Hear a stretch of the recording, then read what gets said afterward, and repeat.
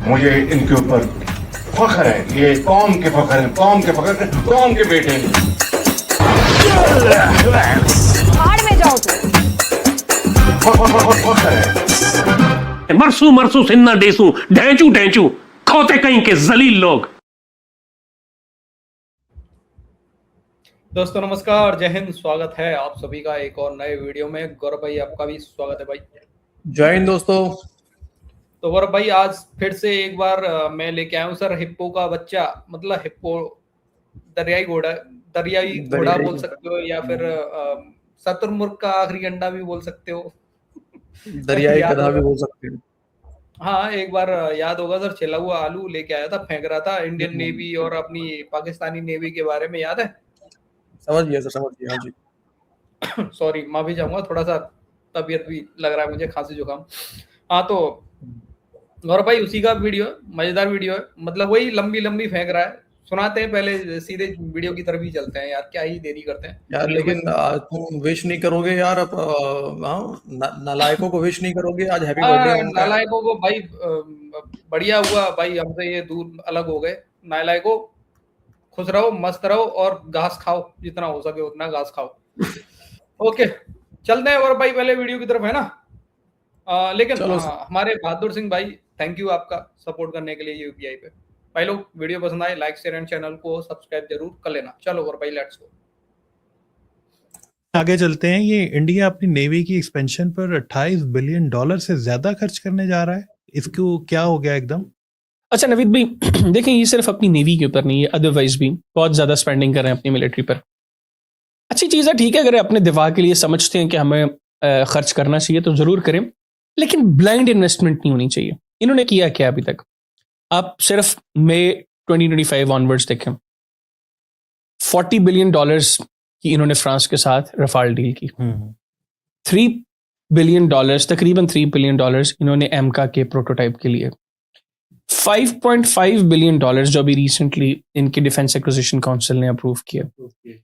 अब ये मिला के तकरीबन $48.5 बिलियन बनते हैं। फिर $28 बिलियन प्लस इन्होंने अब दोबारा जो है अपनी नेवी के लिए की expansion programme, biggest expansion programme, plus more than $75 billion, $76 billion plus, जिस तरह हम बात कर रहे हैं कि ये अपनी मिलिट्री पर गुज़िश्ता 1-1.25 साल के अंदर इन्होंने स्पेंड किया।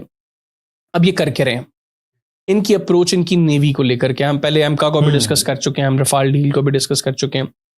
इनकी अप्रोच ये है, ये 74 नए वॉरशिप्स खरीदना चाहते हैं, और अब इनका मीडिया ये कह रहा है कि हमारे पास इस वक्त एग्जिस्टिंग 120 से 130 वेसल्स हैं, जिनमें सब मरीन्स भी हैं, जिनमें छोटी कश्तियां भी हैं, जिनमें फ्रिगेट्स भी हैं। तो अब ये हम 200 का नंबर लेके जाना चाहते हैं, लेकिन वो ये नहीं बता रहे कि इनकी बहुत सी सबमरीन्स और बहुत सी जो शिप्स हैं जो इंडियन नेवी के इस्तेमाल में है वो अब रिटायर होने वाली हैं। तो इनको अपनी नेवी के लिए ज़रूरत है नए जहाज़ों की।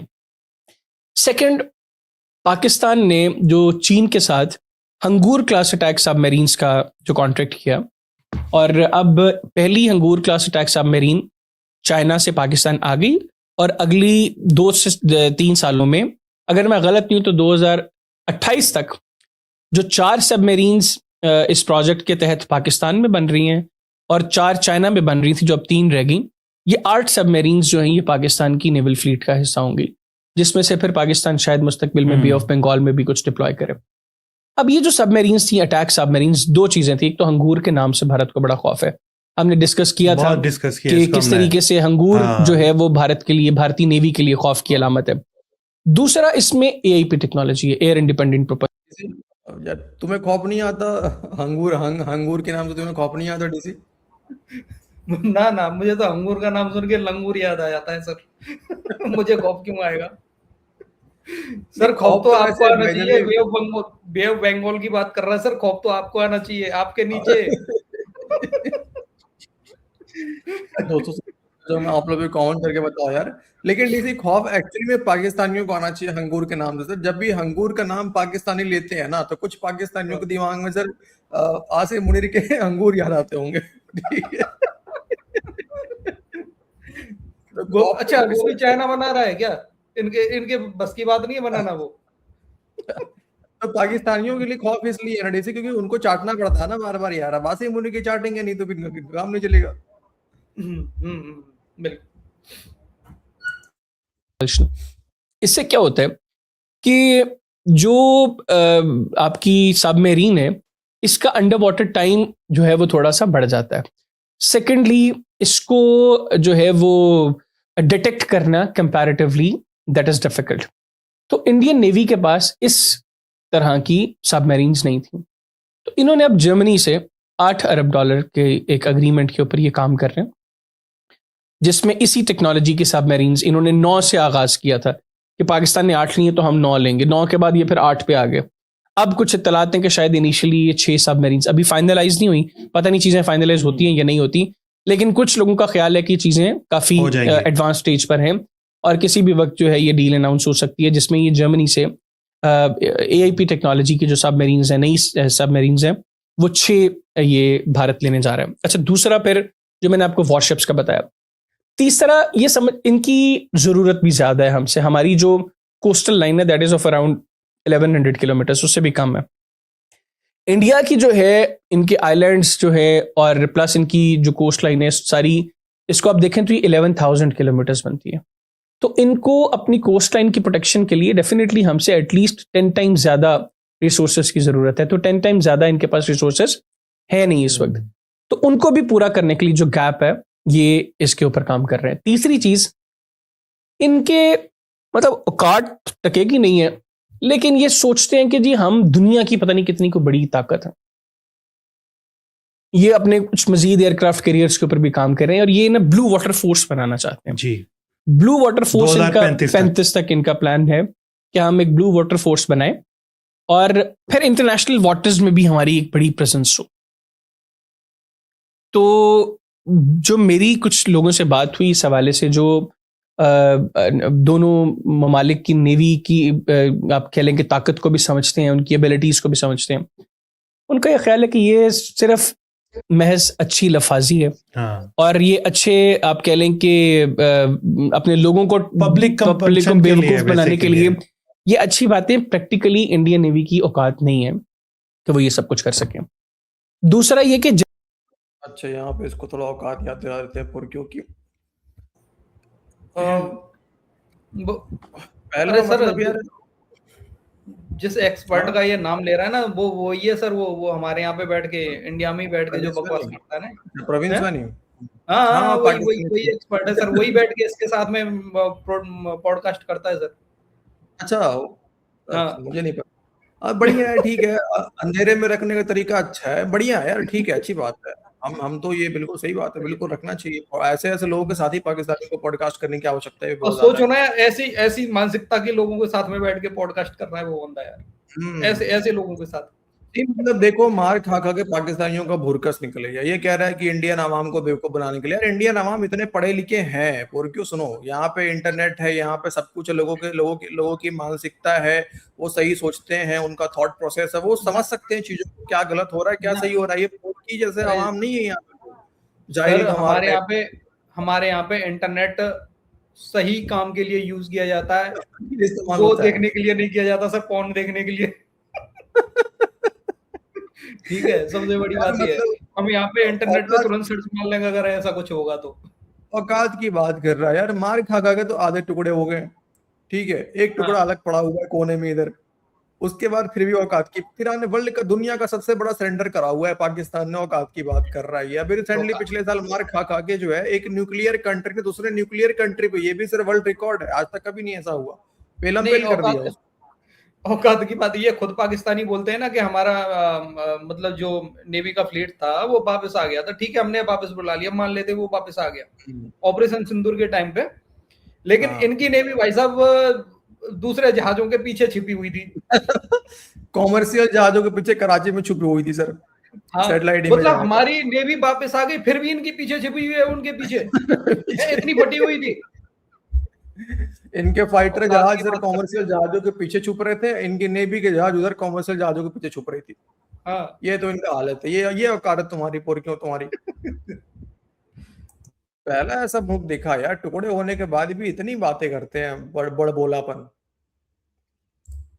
जितने इनके पास अभी तक रिसोर्सेज ने, देखें पाकिस्तान से एक बड़ी इकोनॉमी है भारत, इसमें तो कोई शक नहीं है, लेकिन भारत के मसाइल भी पाकिस्तान से बहुत ज्यादा बड़े है। हैं, वहां पर गुर्बत पाकिस्तान से ज्यादा बहुत है, ज्यादा है।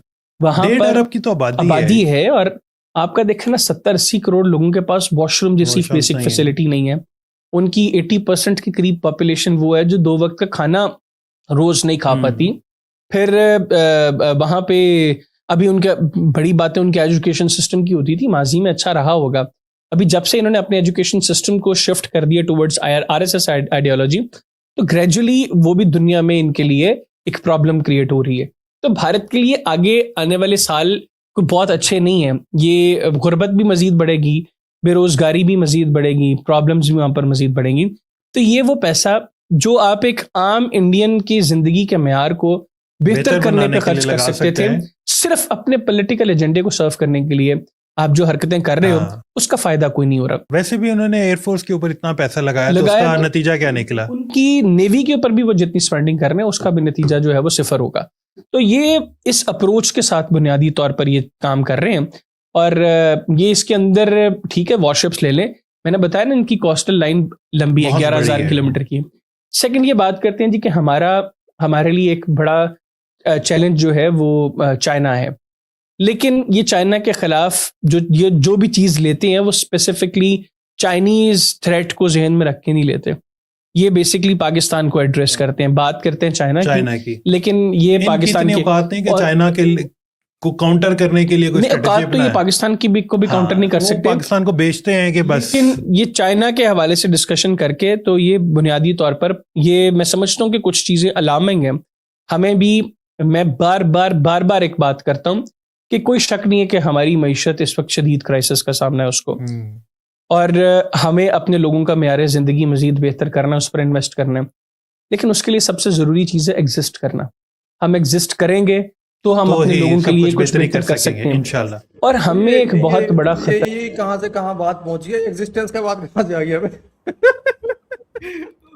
अभी तो तक यार, तो- एक ही अभी तक वीडियो में तो 2 बार दो- यूटर्न मार गया ना ये। हैं? अभी तक तो 2 वक्त की रोटी है, रोटी के लिए तरसा रहा था हमें कि भारत वाले 2 वक्त की रोटी नहीं खा पाते हैं। ये बात तो सही कह रहा है डीसी, मैंने कल से रोटी नहीं खाया है, मैं बिल्कुल यार कल से रोटी मुझे मिला नहीं है सर, आज जुगाड़ कर रहा हूँ मैं रोटी का। मैंने भी सही नहीं खाया, बात है। मेरी तबीयत खराब है सर, मेरी तबीयत तुमने बहुत ज्यादा खराब है। तुमने तो पतलून भी नहीं पहनी है, खड़े होकर दिखाओ एक बार। नहीं होऊंगा भाई, खड़ा नहीं होऊंगा। हमारे यही नहीं पास सर, तो पैसे नहीं है मेरे पास, भी नहीं है यार। पैसे नहीं है सर, पैसे मैं क्या करूँ। यार ये गजब लोग हैं। खैर लेकिन पाकिस्तानियों को रोटी की दिक्कत नहीं होगी सर, एक बात तो मानो डीसी, खाने के लिए घास है इनके पास में, रोटी की दिक्कत नहीं होगी इनको। हाँ सही बात है, घास खाने के लिए तो है। खतरा है भारत से। भारत अपने साथ अफगान तालिबान को एंगेज कर चुका है, इजराइल उनको सपोर्ट कर रहा है, तो हमें ये थ्रेट्स हैं, हमें अपनी जो मिलिट्री है उसके ऊपर मजीद इन्वेस्ट करना है, ये ज़रूरत है। और हमें इस वक्त मैं ये समझता हूँ कि फौरी तौर पर अपना पेट काटने की ज़रूरत पड़ती है, नौबत आती है, ज़रूर करें, लेकिन इस वक्त अपने दिफा को जितना मजबूत बना सकते वो बनाएं, और नेवी के ऊपर भी हेवी इन्वेस्टमेंट करें। हमें नए हथियार लेकर आने, देखिए अभी हम बहुत सी चीज़ें खुद बना रहे हैं, और इसमें कोई शक नहीं कि बहुत बेहतरीन, अभी जो स्मैश हमने सिस्टम बनाया हमारी नेवी ने, अल्हम्दुलिल्लाह 100% इंडिजिनस सिस्टम है हमारा, and that is a very big threat to India as well. Fatah series के हमारे जो हमारी जो इस वक्त रॉकेट फोर्स बना रही है, वो भी जरूरत पड़ने पर हम जलवे दिखाएंगे भारत को। अभी तो हमको 14 अगस्त को भी जलवे दिखाने जा रहे हैं इंशाल्लाह ये 14 अगस्त के अंदर हम बहुत कुछ दिखाएंगे भारत को, बहुत सरप्राइजेस देंगे। तो मेरा अगेन आर्ग्यूमेंट ये है कि अपनी जो हमारा बजट है हमें जिधर से भी काट कर, देखें जो बेसिक नेसेसिटीज है लोगों की वो पूरी करें, फजूल खर्चियां खत्म करें और अपना दिफा जितना मजबूत बना सकते हैं। आज की तारीख में आपके हमसाया में जो आपका दुश्मन मुल्क है, जिसको आपके वजूद से मसला है, वो जिस घटिया अप्रोच के साथ इक़्तिदार में बैठा है, आप जितना भी स्पेंड करें अपनी मिलिट्री पर तो कम है, वो कम है।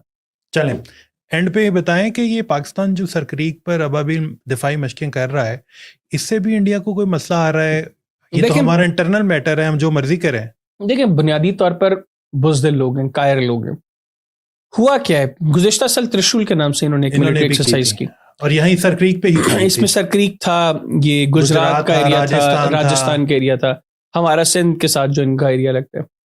और उस वक्त अप्रोच ये थी कि भारत जो इब्तदाई तौर पर गुज़श्ता साल भारत ने पाकिस्तान पर हमला किया था, वो किया था ये लाहौर और ये वाली जो हमारी बेल्ट है, जी, जो जिसमें पंजाब इंडियन पंजाब के इंडियन साथ जो पंजाब लगती के है। साथ जो हमारा लगता है, फिर कश्मीर का जो महाज था, यहाँ पर ज़्यादा सरगर्मियाँ रहीं। तो अब की बार भारत अपनी नेवी का इस्तेमाल करेगा, और ये वाला जो साइड है, जो राजस्थान और हमारा सिंध का एरिया सिंध का है, एरिया है, यहाँ से गुजरात। भारत अब एग्रेशन का आगाज करेगा, इसमें और उन्हीं नेवी भी दिनों आ में जाएगी। इंडियन नेवी को भी इस्तेमाल करेंगे। भारत को अब ये खौफ खाया जा रहा है कि कहीं पाकिस्तान ने यहाँ से कुछ करना ले। हाँ, अब पाकिस्तान की कैपेबिलिटीज और एबिलिटीज से उनकी फौज भी वाकिफ है, उनकी हुकूमत भी वाकिफ है, उनके लोग भी वाकिफ हैं, तो वो अब इस चीज से खौफजदा है। हम लोग कभी भी हमला करने में इनिशिएट नहीं करते चीजों को। आप तारीखी तौर पर देख लें कि ये हमेशा जब भी एग्रेशन का आगाज हुआ है वो भारत की जानिब से हुआ है, हमने सिर्फ क्या उनको तारीख अंजाम जवाब दी तक है। पहुंचाया। तो ये जो बात की थी ना राजनाथ सिंह ने कि हमें सरक्रीक से कराची का रास्ता आता है, तो 65 में तो इनको जिम खाना में नाश्ता भी करना था, ये नाश्ता नहीं कर सके, बल्कि नाश्ते के इनके तो रात के खाने भी हाँ। अपने घरों के भी मिस हो गए थे। तो अभी इनको सरक्रीक का से कराची का रास्ता आता है, बातें कर लें, गीदड़ बबकियां जो मर्जी दे दें, इनको पता है कि जब भी यहाँ से एग्रेशन का आगाज करेंगे, उस इलाके में जो स्ट्रेटेजिक एडवांटेज है वो पाकिस्तान के पास है। को है। फिर पाकिस्तान की फोर्सेस की कैपेबिलिटी से भी वो अच्छे तरीके से वाकिफ है, उनको अपने लोगों की हैसियत और औकात का भी पता है। तो जब भी यहाँ से एग्रेशन का आगाज होगा, उस वक्त ये मामला रिजॉल्व हो जाएगा, और उसका रिजॉल्व एक ही है कि ये सरक्रीक का पूरा इलाका जो है वो पाकिस्तान का होगा, पाकिस्तान के कब्जे में होगा इंशाल्लाह। और पाकिस्तान की नेवी उससे आगे जाने की भी सलाहियत रखती है, इनको घरों से निकाल के इनको उधेड़ फेंकने की भी सलाहियत रखती है। पाकिस्तान की सारी फोर्सेस की जो सलाहियत है उनसे ये वाकिफ़ हैं, उनकी कैपेबिलिटी से ये वाकिफ़ हैं। तो ये डरपोक हैं, बुज़दिल हैं, जो हमारी मिलिट्री एक्सरसाइज से इतने खौफज़दा हो गए हैं। अब खुद अंदाज़ा लगाएं कि जब मैदान जंग में चीज़ों का आगाज़ होगा, तो फिर और क्या यहाँ से होगा? नारा तकबीर अल्लाह बुलंद अकबर होगा। की सदाएं बुलंद होके जब हम इनकी जो है वो इनको तहस नहस करेंगे, इनका असल में इंडिया बंदोबस्त वाले करेंगे, जो तो ना क्या हाल ये होगा? अबाबील के नाम से भी खौफजदा है। सर इनको हर नाम, इनको अंगूर से भी खौफ है, इनको अबाबील से भी खौफ है, इनको आपसे भी खौफ है। हाँ। अरे बाप रे बाप, अरे सच में यार कैसे कैसे लोग हैं। ओ बाबा, मैं भाई इनके ये मतलब- पता नहीं पवाविल पता नहीं क्या नाम ले रहे थे। मैं सर इतना खौफजदा हूं सर, मेरा सर पतलून आगे से फट गया सर।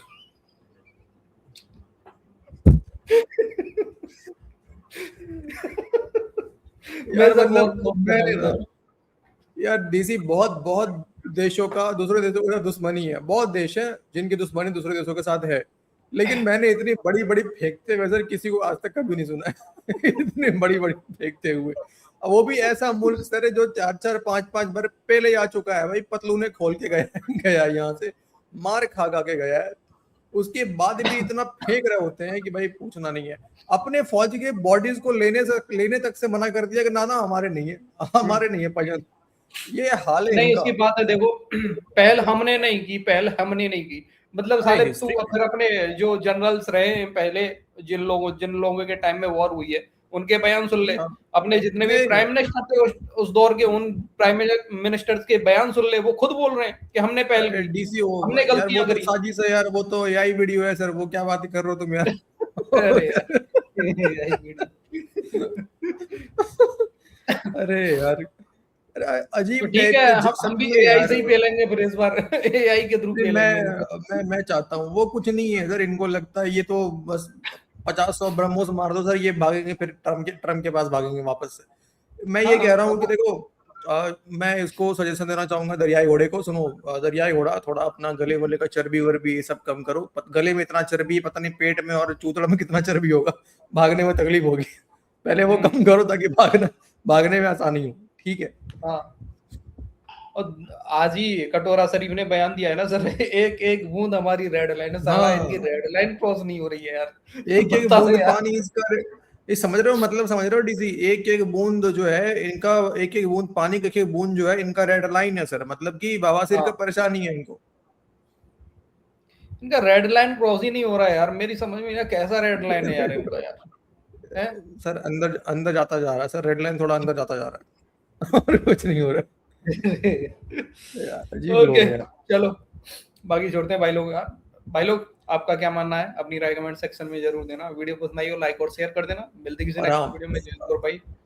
दोस्तों वीडियो को बिल्कुल कॉमेडी पर्पस से देखना, दिमाग को साइड में रख के, ठीक है। जब पाकिस्तानियों का वीडियो देखा करें, आप सभी से हाथ जोड़ के रिक्वेस्ट है, कोई भी ये आके ना सोचे कि हम यहाँ पे उनका पॉइंट ऑफ व्यू दिखा रहे हैं। नहीं भाई, ये इनका लॉजिक को साइड में रख दो, अपना लॉजिक भी साइड में रखता है, इनके वीडियो देखो फिर कॉमेडी शो लगता है, ठीक है। तो लॉजिक वॉजिक से नहीं देखना इनके वीडियो को, बिल्कुल फन में देखना। आपको बाकी औकात पता ही है पुरखियों की। यस चलो जय हिंद भाई लोग। ओके, जय हिंद दोस्तों।